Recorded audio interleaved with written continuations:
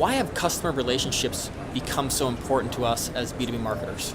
Well, I mean, I think in the past, in B2B, independent if you were in technology, services, or any other product, marketers used to focus on the product, almost 100%.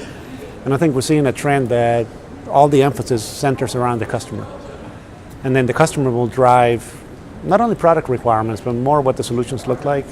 It will drive the way that we engage with them, the personas of the customer, so it's not one customer size fits all. You start breaking down customers by persona types. So you're going to see the marketing and pretty much all the functions of the companies will center around the customer. And then the buyer's journey, the way that we design our go-to-market approach, the way that the marketing teams design their strategies, will focus on the customer.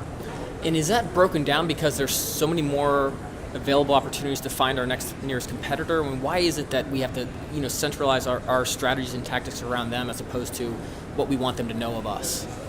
At the end of the day, a customer's not looking for a product. Sure. You're looking to solve a problem that you have or address an opportunity. So if you start with that mindset, what is it that the customer's trying to solve? Then I think you get more into a strategic level with them versus just being a product provider. It's the same thing that we do on the marketing side. When you look at agencies, you're always looking at an agency that will make you better. Somebody that can be strategic, not necessarily functional expert where they're just putting out material. It's the same thing that our customers are looking for. They're looking for somebody that will take them to a better place, take a different approach, a different mindset. So if you center around the customer, you may end up with the product or solution that you're selling, but that's not the place to start. What types of data do you look at to better understand, are you serving those customers, and are you doing this in an effective and efficient way as an organization?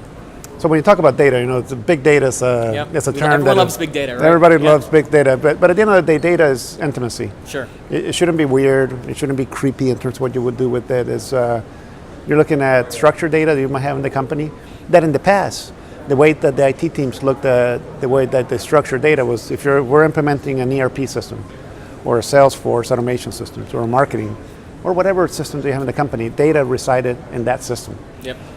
And I think you get a step back and you go, we should look at the journey of a customer within the company, and it will touch multiple systems.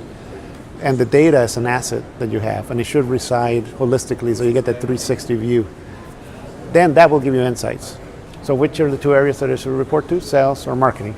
So you put in on marketing. So the shift now that IT has to do is going from the systems of record, the back office component, to go more into systems of engagement, the front office. Once IT kind of defines a strategy in that place, I think eventually, as you go forward, data is going to be readily available. It's going to be in a consumable format that you can actually run analytics. And then you're going to get to the point where you open up your dashboard and you get that full view of not only the business, but also on the customer. What do you see over the next 12 to 24 months that's most important to a B2B marketer out there? What should they be thinking about as they're kind of mapping their strategies over that time period? Well, I mean, I think everything that we talked about in terms of employee engagement and customer engagement, I think sales enablement is key, and we've been doing that for a few years. I think most of the challenge that marketers are going to have is this concept of the marketing technologists. Yep. And have this mindset of using IT as an asset to be able to get intimate with the customer, but also get better information on how do you provide what the customer needs. And I think that's not a traditional space for marketers to play. Sure. We're comfortable in the creative aspect, but when you get into the IT component, it's much more process driven. Yep. Much more architecture. So I think you're going to have that evolution of marketing, having a duality of creative and technology.